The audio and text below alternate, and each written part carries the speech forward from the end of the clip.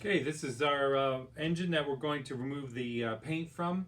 My dad and I like to call these house paint specials because somewhere along the line an owner has figured that their outboard would look really good with a fresh coat of paint. Usually it's a color that they've just finished with around the house, and they just slap it on the motor and it looks good for about 10 minutes, and then it starts flaking off and just looking horrible. I don't know why somebody painted this cream. I'm sure they were doing a project. They had some extra cream color. I haven't seen cream too often on outboards. Usually for like a Mercury that's older, they'll try and paint it black and make it look more modern. Who knows why people do what they do, but if you're a collector, then you don't appreciate the house paint.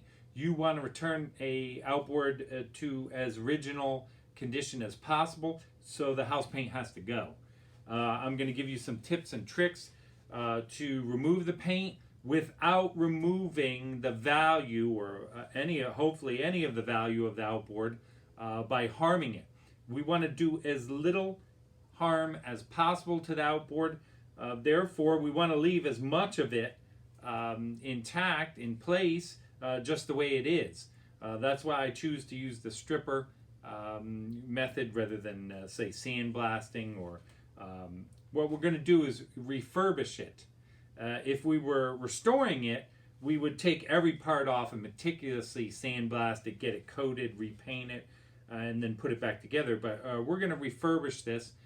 We would love to put it up on the website and have you restore it to original pristine condition, but for now we're going to strip the house paint off and get it looking a lot better and more original. We're going to remove the house paint from the special. All right, these are the materials we've prepared to do the job. Of course, you're going to start with some rubber gloves, maybe some regular gloves also, to keep the stripper off you. It's very toxic. Don't go playing around with it on your bare skin.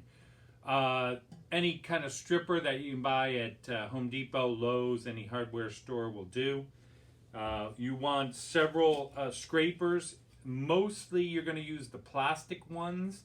You want to keep the metal off the soft metal of the motor of the outboard in the places like the tank and other aluminum parts.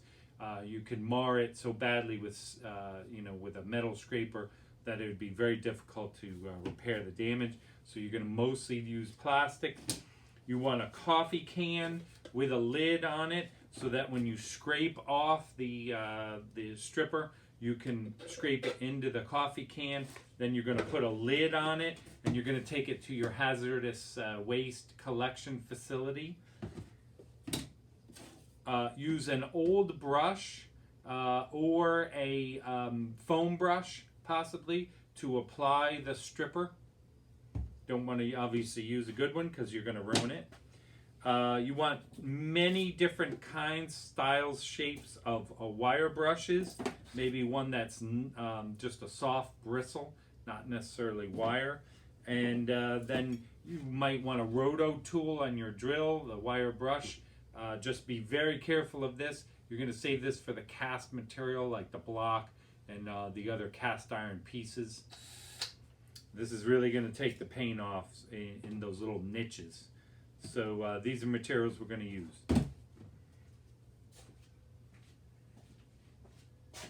Okay, here we are outside with our stripper, our brush, and our subject here. So I like to work from the top down, so if there's any drips, I'm going to get them later. We just paint it with the stripper, following the instructions on the can. Now, because they didn't pull the tank off when they did this house paint special, then I shouldn't have to pull the tank off right now, because I can kind of get here where the flywheel is. Although when I start scraping, I'm sure it's going to be difficult to get in that crack.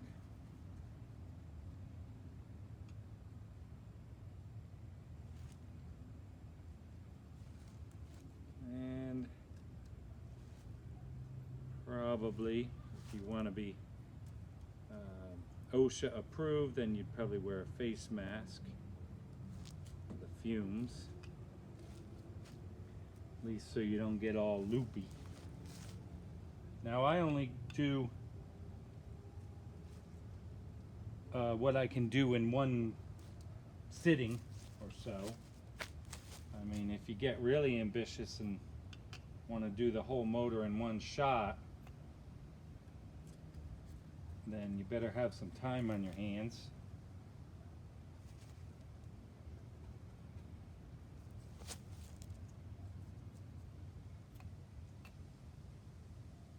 But once it's on here, I'm gonna do from the tank down to the cylinder head, and maybe I'll try and get this muffler in also with these, I think they're brass pipes.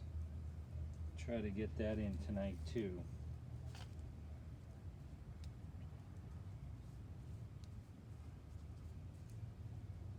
And sometimes this takes a couple applications before you're able to get everything off. Right now I'm just putting the stripper on there, and I'm going to wait for the approved 15 minutes or so. You can see the tank is already starting to come up with paint,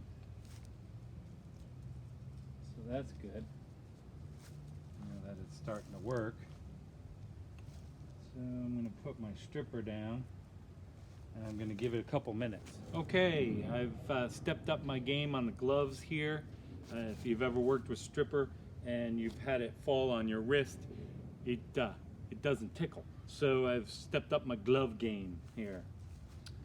Here's my coffee can, my plastic scraper at this point, and I'm just going to start right in. But we'll continue scraping, we'll find out more. Still don't see any discernible decal there.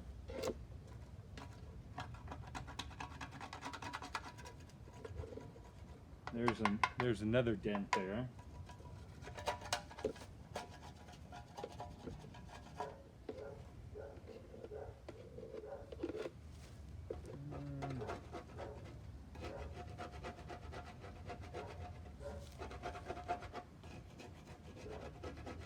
I hear our lovable Australian Shepherd barking at the neighbors, and his name is Mr. Peaches.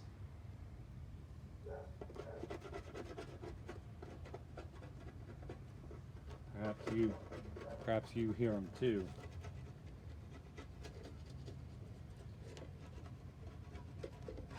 Now, I know this tank was silver, but it's also got some mustardy looking color there,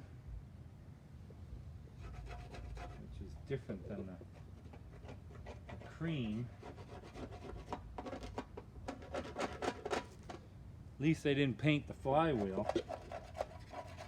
Sometimes you find that every possible crevice and corner has been painted. Nothing escapes the house paint brush. All right, so I'm already liking the engine better, and I've only done one side here, so I thought I'd give you a little look at what's happened so far. This is just after about 10 more minutes of scraping with the plastic scraper, and this side looks really good so far. I mean, obviously I've still got some cream on there, but a lot of it's off. I actually took a soft t-shirt, old rag, and I wiped the flakes off. So now you've got your after side, and on the other side I've got the before. So you can see I still haven't done this side, so that's what I'm going to do right now.